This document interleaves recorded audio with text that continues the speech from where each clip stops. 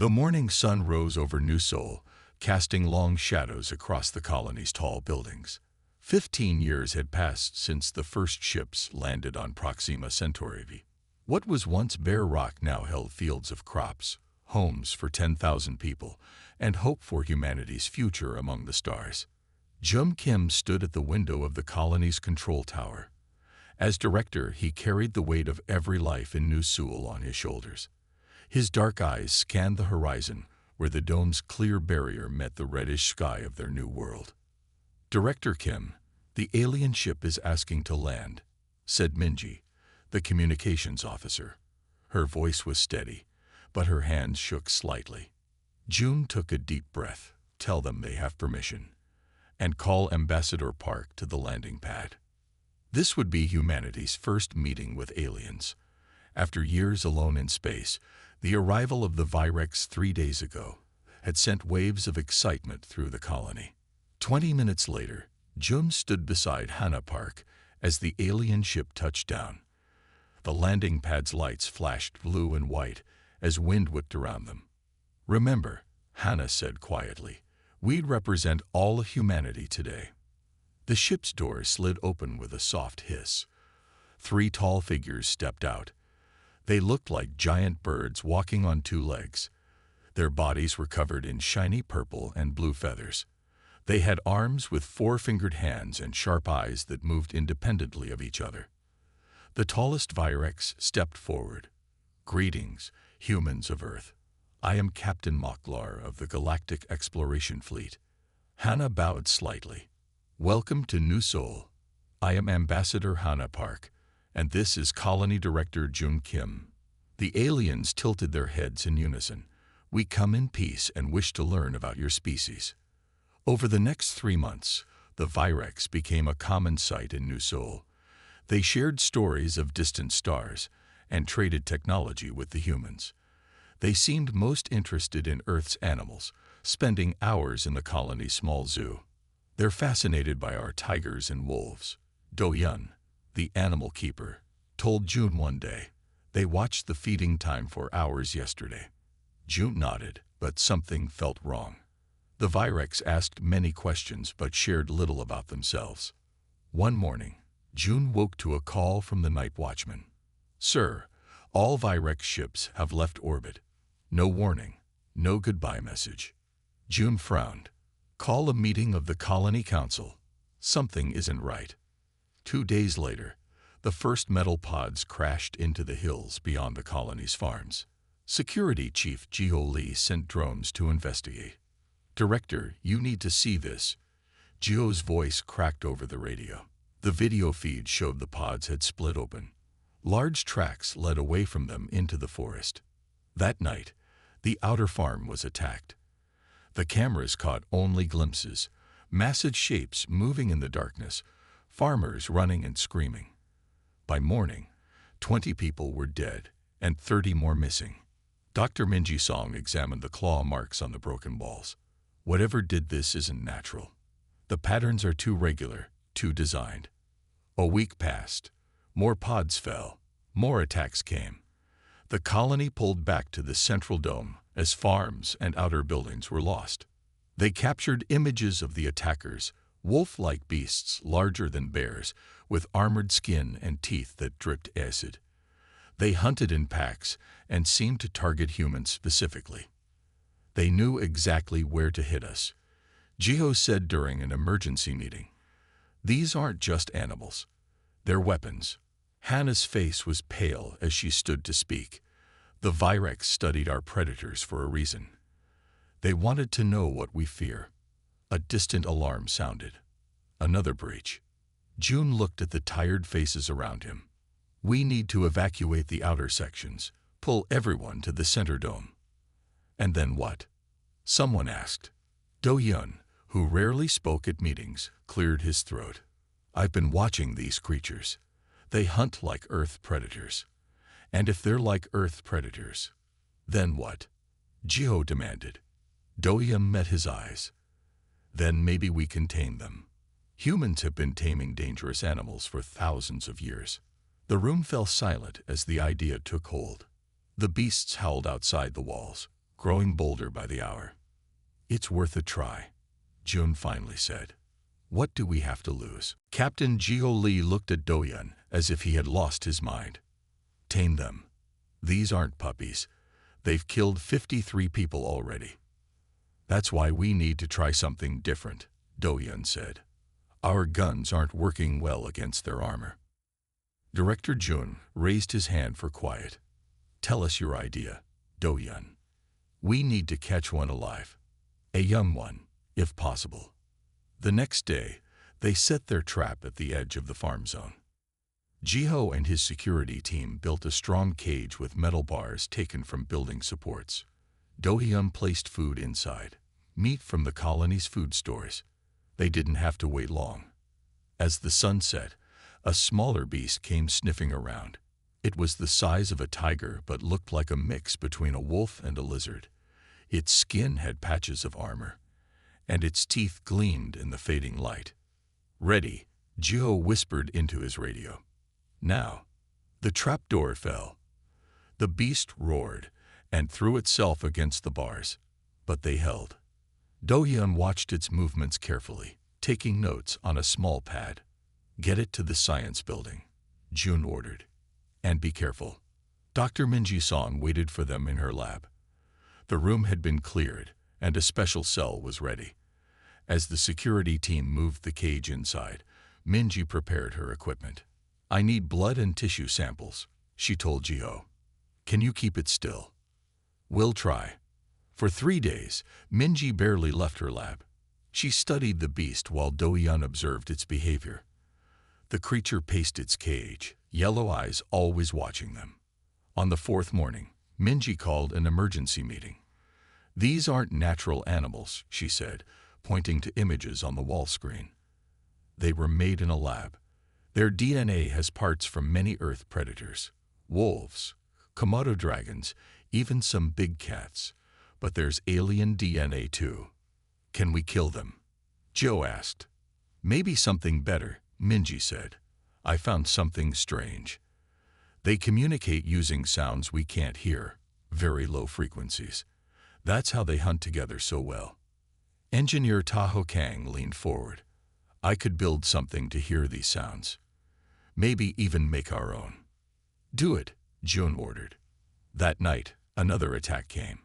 3 beasts broke through the outer wall of the dome. Security teams fought them back, but 7 more colonists died. The next day, Taho finished his device. It looked like a small box with lights on top. "It picks up their subsonic calls," he explained to Dohyun. "And this part can make similar sounds." Dohyun took the device to the captured beast's cage. The lights on the box flashed as the beast growled. "It's talking," Dohyun whispered. He pressed a button, and the box made a low hum that humans couldn't hear. The beast stopped pacing and tilted its head. "Try again," Minji urged. Dohyun adjusted the settings and pressed the button again. This time, the beast lay down on the floor of its cage. "It worked," Taho said. "That was a calming signal." For the next week, Dohyun worked with the beast. He used Taho's device to send different signals and watched how the beast responded. Slowly, he learned which sounds meant stop, calm, and come. "I think we're ready to try something bigger," Dohyun told Jun. "I want to go outside the dome." "That's too dangerous," Joe argued. "We need to test if this works on the wild ones," Dohyun insisted. "If it does, we have a chance." Jun thought for a long moment. "Take Jiho and 2 security officers. Be back before dark." The small team left through a side door of the dome. Each carried one of Taho's sound devices. They walked toward the forest, where the beasts had been seen hunting. They didn't have to go far. 3 large beasts emerged from the trees, growling at the humans. "Now," Dohyun whispered. All 4 of them turned on their devices. The largest beast stopped, confused by the signals. It took a step back, then another. "It's working," Jiho said in amazement. The beasts retreated into the forest without attacking. Back inside the dome, Dohyun could barely contain his excitement. "It works. We can communicate with them. And if we can communicate, we can tame them, June finished. But we need more than just 4 devices. I'll build more, Tahoe promised. That night, as they planned their next steps, colony sensors picked up new objects entering the atmosphere. More pods, Joe reported. At least 20 of them. The war was far from over. 20 more pods, Jun repeated, his voice heavy. We don't have enough time to build sound devices for everyone. The colony leaders sat in the emergency room, faces grim in the harsh light. Outside, workers rushed to strengthen the dome walls before the new wave of beasts arrived. There's something I haven't told you, Do-hyun said quietly. All eyes turned to him. Before I came to New Seoul, I worked with tigers on Earth. Tigers? Joe asked. What does that have to do with alien monsters? Everything, Do-hyun replied. Humans have been taming dangerous animals for thousands of years. Tigers, wolves, bears, all were once our enemies. Now many work alongside us. Dr. Minji nodded slowly. And I found something else in the beast's DNA. These creatures weren't created from scratch. The Virex used genetic material from Earth predators to make them. So they're part Earth animal? Joan asked. Yes, Minji answered, which means they might respond to training methods that worked on Earth animals. Do-hyun stood up. I need people with animal handling experience. Anyone who worked with large predators on Earth. 3 people soon joined Do-hyun's team. Soo Min-yoon, a woman who had trained police dogs. Young Ho-im, a quiet man who had worked in wildlife conservation. And Ju Ba, a former circus performer who now studied alien biology. Our advantage is that we understand predators, Do-hyun told his team. The Virex don't. They created these beasts to be weapons, but they don't truly understand them. For the next 2 days, they worked with the captured beast. Suman used techniques that had worked with aggressive dogs. Young-ho studied how the beast responded to different people. Ju noticed patterns in its body language. It's not just the sounds, Ju said during a team meeting. They communicate with body language too, just like Earth animals. And they have a pack structure, Suman added. This one is young, not an alpha. It follows orders from bigger beasts. If we can tame an alpha, Do-hyun began. We could control a whole pack, Young-ho finished. That night, the new pods landed. By morning, fresh beast tracks surrounded the colony. These new beasts were larger, their armor thicker. They attacked in organized groups, testing the dome's weakest points. We need an alpha, Do-hyun told June. These new attacks are too coordinated. How do we catch one? June asked. The big ones are too dangerous. Tahoe spoke up from the corner where he had been working on a new device. What if we don't catch one? What if we make one come to us?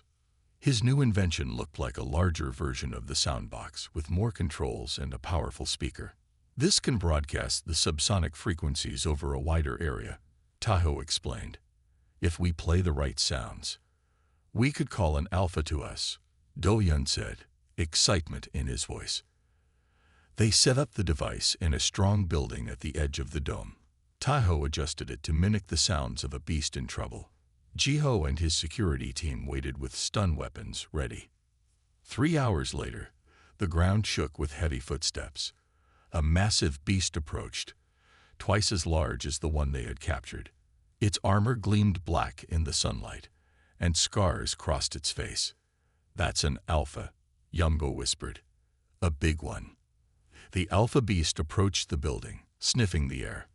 When it was close enough, Tahoe switched the sound to a calming pattern, while Jiho's team fired stun nets. The alpha roared and fought, but the nets held. As it weakened, Do-hyun stepped closer. Easy, he said softly, using the sound device at his belt. Easy now. The alpha's yellow eyes focused on Do-hyun. For a long moment, human and beast stared at each other. Then, slowly, the alpha lowered its head. It's working, Suman whispered. It's actually working. For the next week, they worked with the alpha, which they named Bako. It was harder than the younger beast, but also smarter. It learned commands quickly and seemed to understand what they wanted. "It's time," Do-hyun told Jun after Bako had followed a complex set of commands. "We need to take Bako outside. See if it will help us with the wild packs." Jun looked worried. "If you're wrong, then I'll die," Do-hyun said simply. "But if I'm right, we have a chance to save everyone." The colony held its breath as the doors opened, and Do-hyun walked out with Bako at his side. The morning sun cast long shadows as Do-hyun stepped outside the colony dome, with Bako at his side. The massive beast walked calmly, its yellow eyes scanning the area. Behind them, Jiho and his security team watched nervously, weapons ready. "I still think this is crazy," Jiho muttered into his radio. Inside the control room, Jun, Minji, and the others watched through cameras. Do-hyun wore a small microphone, so they could hear him. "There's a pack about half a kilometer ahead," Jun said into Do-hyun's earpiece. "5 beasts. They've been circling that area all morning." Do-hyun nodded and touched the control device on his belt. "Let's go meet them, Bako." Man and beast walked across the open field. When they got closer to the trees, growls came from the shadows. 5 pairs of eyes reflected the sunlight. "Stay calm," Do-hyun whispered to himself. Bako stepped forward and made a low sound that humans couldn't hear. The wild beasts paused. The largest one stepped out of the trees. Bako growled again. The wild alpha tilted its head, then lowered its body slightly. "It's submitting," Youngho said over the radio. "Bako is higher in rank." Do-hyun pressed a button on his device, sending a command to Bako. The tamed alpha turned and walked in a circle, then sat down. After a moment, the wild beasts followed, sitting at the edge of the trees. "It worked," Do-hyun said, his voice full of wonder. "They're following Bako's lead." Back in the lab, Minji worked day and night studying the beasts. With help from Tao, she created small devices that could be attached to the tamed beasts' heads. "These neural implants will let us understand their subsonic communication better," she explained to Jun. "And maybe even send our own thoughts to them." "Like telepathy?" Jun asked. "Something like that," Minji said. "The beasts have a simple form of it naturally. That's how they coordinate their attacks so well." A week later, they attached the first implant to Bako. Do-hyun sat with the beast, his hand resting on its armored neck. "Ready?" Minji asked, her finger hovering over the activation button. Do-hyun nodded. When Minji pressed the button, Bako jerked in surprise. A moment later, Do-hyun gasped. "I can feel it," he whispered. "Not words exactly, but impressions, emotions. Bako is curious about what we did." Over the next few days, more beasts were tamed. Each received an implant, and more humans learned to communicate with them. Sumin worked with a female beast she named Hazel. Youngho tamed 2 younger beasts. Even Jiho, who had been most doubtful, bonded with a scared male beast he called Taeyang. "It's strange," Jiho told Jun one evening. "I hated these creatures last week. Now Taeyang follows me everywhere. He saved my life yesterday when we were patrolling." "The Virex made a mistake," Jun said. "They didn't understand that humans have been partnering with predators since before we built cities. As the humans and tamed beasts worked together, they pushed the wild packs farther from the colony. Farming areas were reclaimed. Hope returned." Then one morning, as Do-hyun was working with Bako on new commands, the beast suddenly raised its head. Other tamed beasts did the same. "What is it?" Do-hyun asked, touching his implant to better sense Bako's thoughts. "Fear, warning, danger." Before Do-hyun could alert the others, colony sensors began to blare. "Multiple objects entering the atmosphere," the automated system announced. "Pattern matches previous war beast deployment pods." Jun called an emergency meeting. "The sensors detect over 50 pods this time," he told the gathered team. "More than twice what we faced before." We have 14 tamed beasts now, Jiho said. That's not enough. There's something else, Minji added. The signals from these pods are different. I think the Virex have modified their beasts. Through his neural link, Do-yun felt Beiko's growing unease. Beiko senses something too. Something that scares him. Jun looked out the window at the red sky where streaks of light marked the falling pods. Whatever's coming, he said quietly, we need to be ready. Do-yun, you and the beast handlers prepare your teams. Jiho, set up defense perimeters. Minji, keep working on those implants. We need better communication now more than ever. As the meeting ended, the first pods crashed into the distant hills.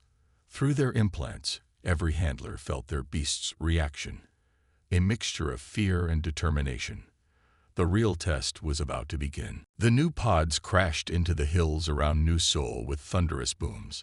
Within hours, the first sightings came in. These new beasts were different, larger, with thicker armor and glowing red eyes. They're not responding to our sound signals, Suman reported after a failed attempt to communicate with a group near the eastern farms. Through his neural link, Do-yun felt Beiko's confusion and fear. The new beasts were sending signals that even the tamed alphas didn't understand. It's like they speak a different language, Do-yun told Jun. Beiko can't talk to them. The new beasts attacked that night. They moved with frightening intelligence, targeting the colony's power systems first. 3 broke through the eastern wall before Jiho and Taeyang drove them back. They're smarter, Jiho said, breathing hard as medics treated a deep cut on his arm. They'd worked together to hit our weakest points. And they knew exactly where to strike, Jun added grimly. The Virex have been watching us.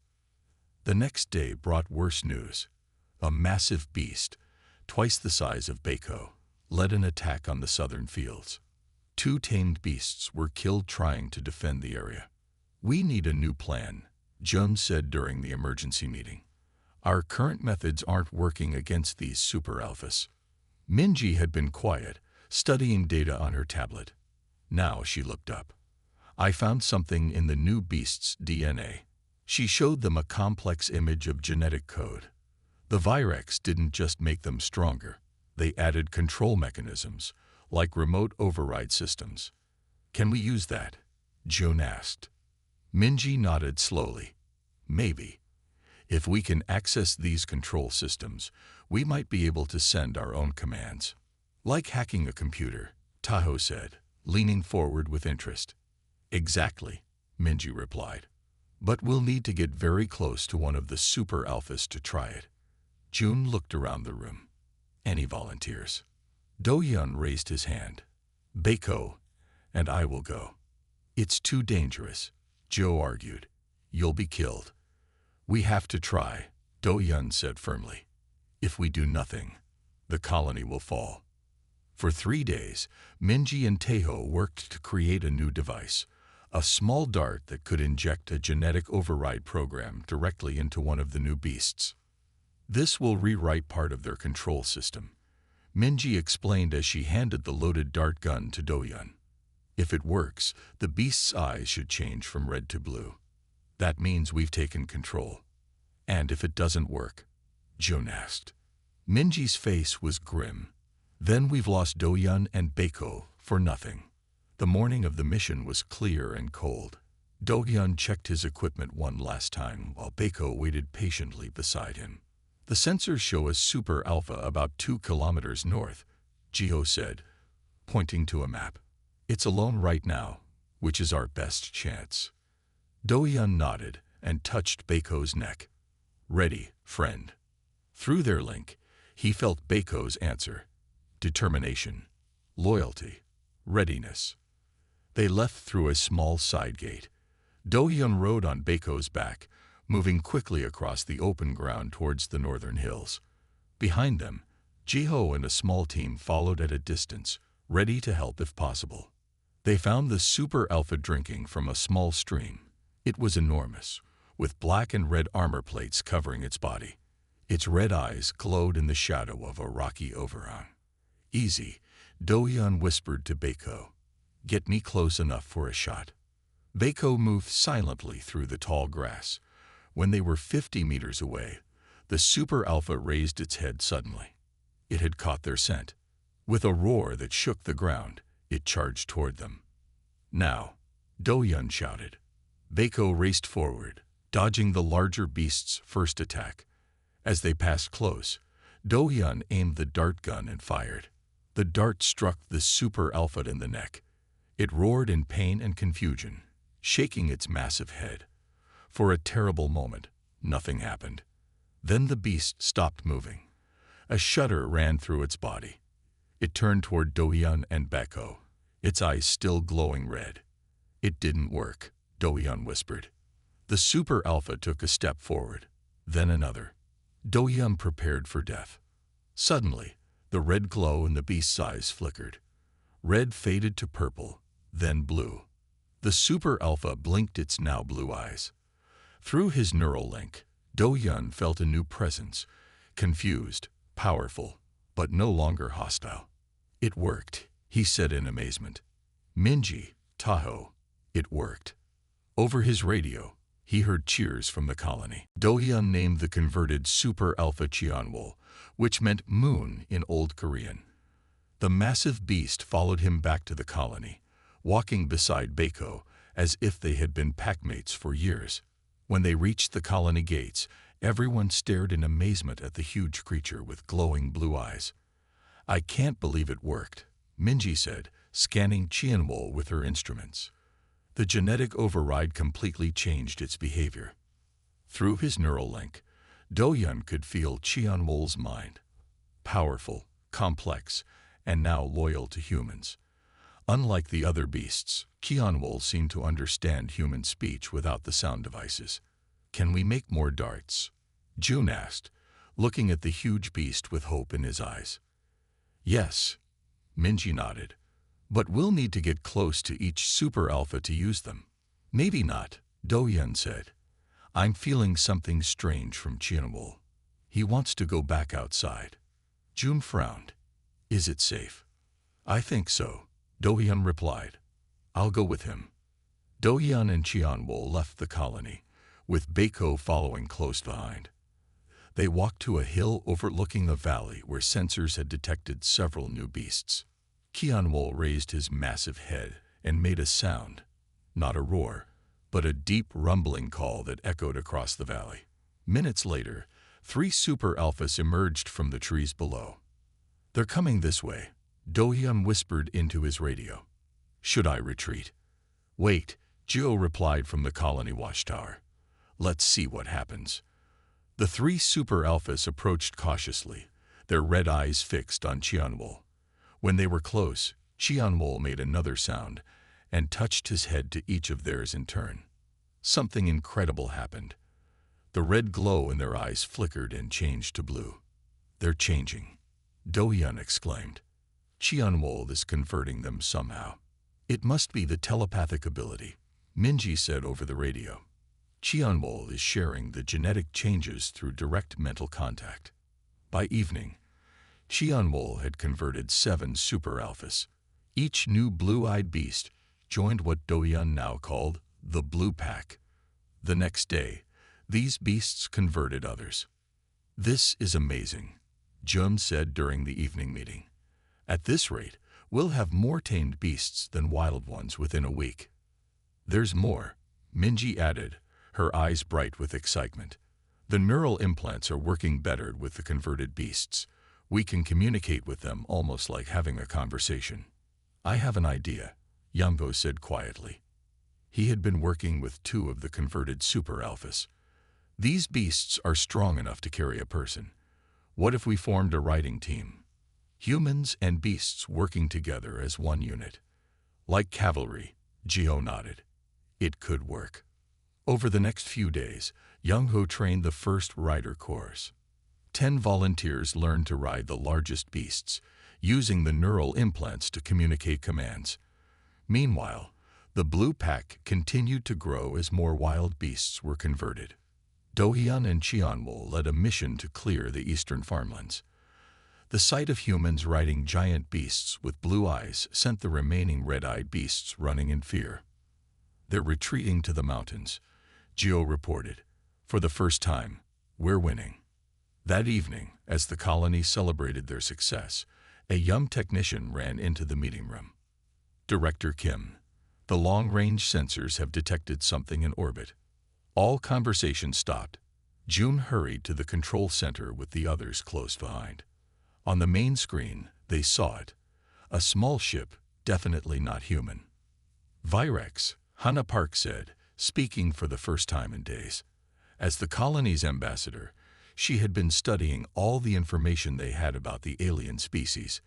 "They've sent a scout to check on their war beasts." Jiho looked at June. "What do we do?" June thought for a moment, then smiled. "We prepare a welcome they won't forget." He turned to Dohyun. "Can your blue pack help us set up an ambush?" Dohyun nodded, feeling Cheonwol's eager response through their link. "They'll never expect humans riding their own weapons," Jun said. "Let's show the Virex that they made a terrible mistake when they attacked us." As the Virex scout ship began its descent toward the planet, the Rider Corps moved into position, blue eyes glowing in the gathering darkness. The Virex scout ship landed in a clearing 10 kilometers from the colony, hidden in the surrounding forest. Dohyun watched from Cheonwol's back as 3 tall, bird-like aliens stepped out. They carried strange devices that blinked with colored lights. "They're checking on their beasts," Dohyun whispered into his radio. "Should we take them now?" "Not yet," Jun replied from the colony command center. "Let's see what they do first." The Virex moved cautiously, scanning the area. One pressed buttons on a small box. Moments later, a red-eyed beast emerged from the trees. It bowed its head to the aliens. The Virex seemed pleased. They didn't notice the blue-eyed beasts surrounding the clearing until it was too late. At Dohyun's signal, 20 riders on blue-eyed beasts burst from the trees. The Virex turned in shock, dropping their devices. "Stop!" Hannah Park's voice came through a speaker. She had insisted on coming along, hidden in the trees with Jiho's security team. Now she stepped forward. "We wish to talk." The Virex stared at humans riding their war beasts. One reached for a weapon, but stopped when Cheonwol growled. "How is this possible?" the tallest Virex asked in a harsh voice. "These beasts should kill you." "We tamed them," Hannah replied simply. "Now you will come with us to discuss peace terms." The Virex were taken to the colony. Under guard, they spoke with June and the colony council. "You have done the impossible," the Virex leader said. His name was Toklar, and he was a ship commander. "But it changes nothing. Our main fleet is coming. They will destroy this colony." "Why attack us?" June asked.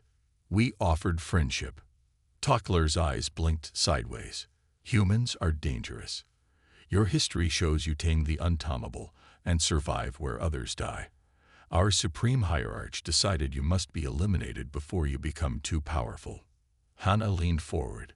"Tell your leaders we want peace. We can share this planet." "Impossible," Toklar said. "The fleet will be here in 3 days. They carry weapons that will burn this colony to ash." After the meeting, Jum gathered his team. "We need a plan. Our beast riders aren't enough against a battle fleet." "I have an idea," Minji said. "The genetic override we used on the beasts, we could modify it to affect all their war beasts at once." "How?" Joe asked. "The Virex control their beasts through a central system," Minji explained. "If we can access that system on their main ship, we could change all the beasts at once." "You mean a raid on their command ship?" Joe looked shocked. "That's suicide." "Not if we use the scout ship," Tahoe suggested. "I've been studying it. I think I can fly it." For 2 days, they prepared. Minji created a powerful version of the genetic override. Tahoe learned to operate the Virex ship. Suman volunteered to lead the mission. She was the best at stealth operations from her police training on Earth. "You'll have one chance," Joan told Suman as she prepared to leave. Get to their control system, upload Minji's program, and get out. Suman nodded, her face serious. What about the colony? We're implementing Scattered Earth Protocol, Jun replied. Everyone is moving to hidden shelters in the wilderness with our beast allies. The Virex will find an empty colony. That night, Suman and 4 volunteers left in the scout ship.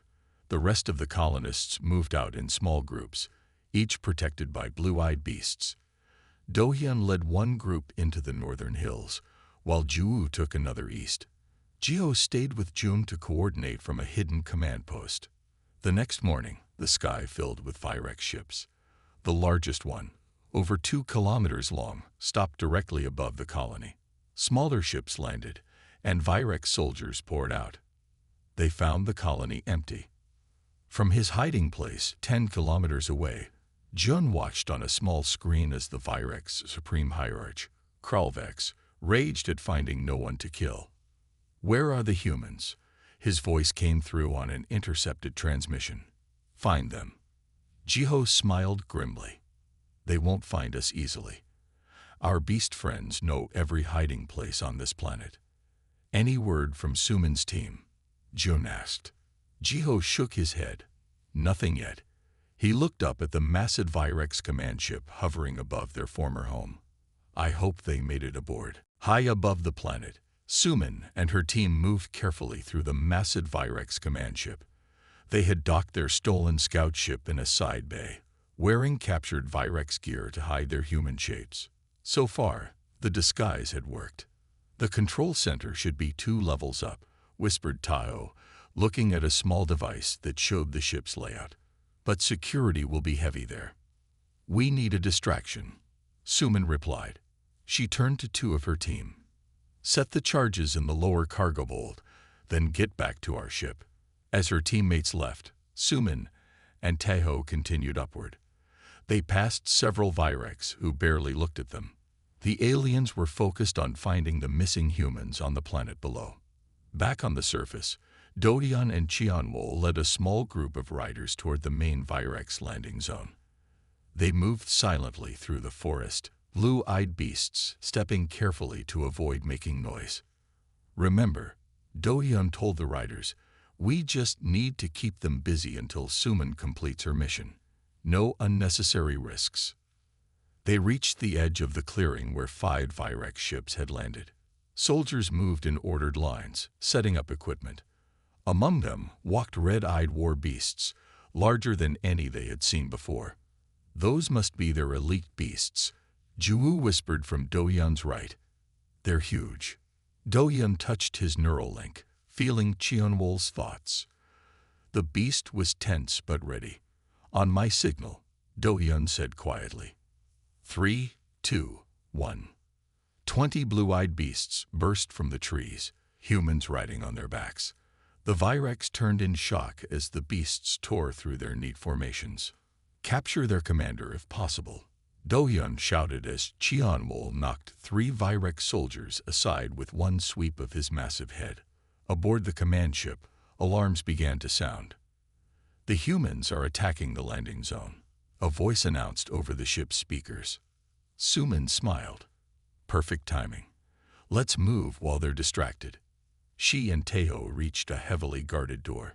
Before the guards could react, explosions rocked the ship from below. The cargo hold, one guard shouted, and they all ran toward the emergency. Suman and Taho slipped through the unguarded door into the beast control center. Inside, several Virex worked at glowing control panels. Step away from the controls, Suman ordered, raising her weapon. The Virex turned in surprise, then reached for their own weapons. Taho fired first, stunning 2 of them. The others raised their hands in surrender. Hurry, Suman said as Taho rushed to the main control panel. Upload Minji's program. Taho plugged in a small device. Lights flashed across the control panels as the program began its work. Below, in the landing zone, the battle raged. Dohyun and the beast riders fought valiantly, but they were outnumbered. Red-eyed beasts charged at them, forcing them back toward the trees. We can't hold much longer. Ju called as her beast took a hit from a Virex weapon. Suddenly, a red-eyed beast about to attack Doyun stopped. It shook its massive head as if confused. Its eyes flickered from red to blue. "It's working," Doyun shouted. Sumin did it. All across the battlefield, red-eyed beasts stopped fighting. One by one, their eyes changed to blue. They turned on their Virex masters, who ran in panic toward their ships. The same scene played out across the planet. In the Virex ships still in orbit, war beasts broke free of their holding pens. The ship's corridors filled with the sounds of panic and blue-eyed beasts hunting Virex. On the command ship, Sumin smiled as she watched the monitors showing the chaos. "We need to get back to our ship," Taho urged. They were almost to the door when it burst open. Supreme Hierarch Kralvex himself stood there, flanked by elite guards. "Humans," he hissed, "you will die for this treachery." Taho stepped in front of Sumin as the Virex raised their weapons. Blasts filled the room. Taho fell. Sumin fired back, hitting 2 guards. As she turned her weapon toward Kralvex, pain exploded in her side. She fell, reaching for her radio. "Mission complete," she gasped. "Program uploaded." Then darkness took her. On the planet's surface, Geo received Sumin's final message. He looked at June with both sadness and triumph in his eyes. "They did it. The virus is spreading through all Virex systems." June nodded grimly. "Then it's time for the final push. Tell Doyun to lead the assault on their headquarters. We end this today." 1 year after the battle, New Seoul looked very different. The colony had been rebuilt, but now it included special areas where humans and beasts lived side by side. Large dome structures housed the bigger beasts, while smaller ones often lived in human homes as companions. Joan Kim stood on a hill overlooking the colony, watching children play with young beasts in a field below. The small beasts, born after the battle, had blue eyes from birth. They were gentler than their parents, but still strong and smart. "They're changing," said Minji, who stood beside him. "Each new generation is more intelligent than the last." "Is it the neural links?" Jun asked. Minji nodded. "Partly. The constant mental connection with humans is affecting their development. Their brains are growing in new ways." Down in the main square, Doyun was working with a group of new handlers. Since the victory, people from other human colonies had come to learn how to bond with the beasts. Xianmul, now even larger than before, watched over the training with patient eyes.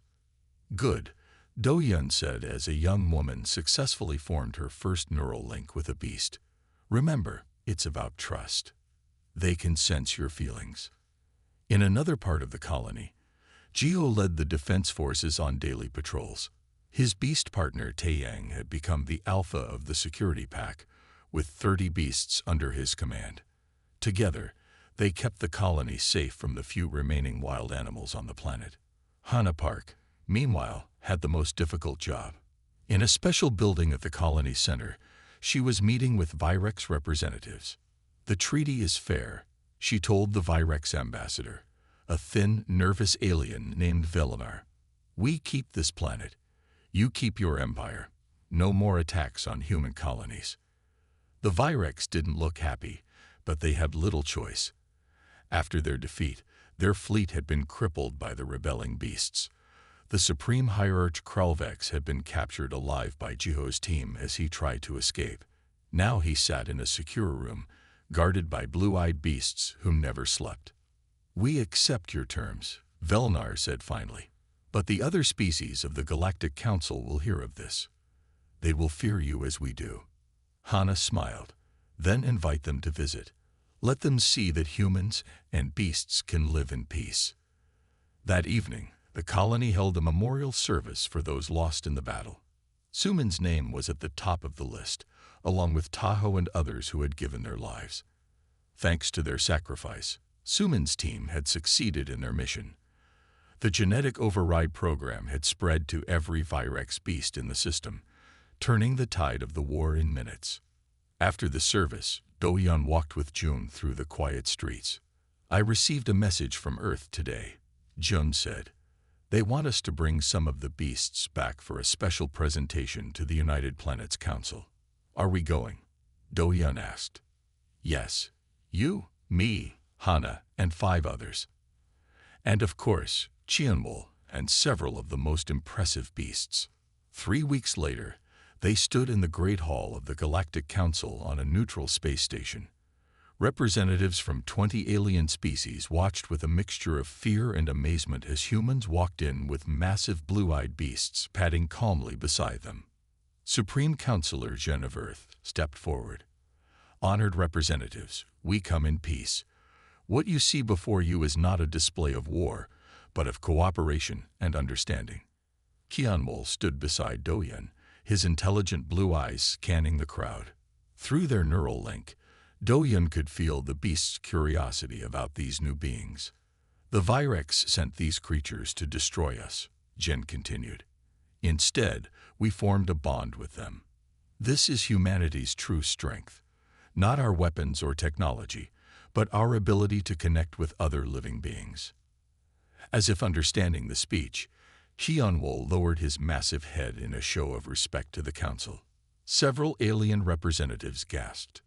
We invite all peaceful species to visit our colonies, Jin finished. See for yourselves how former enemies can become family.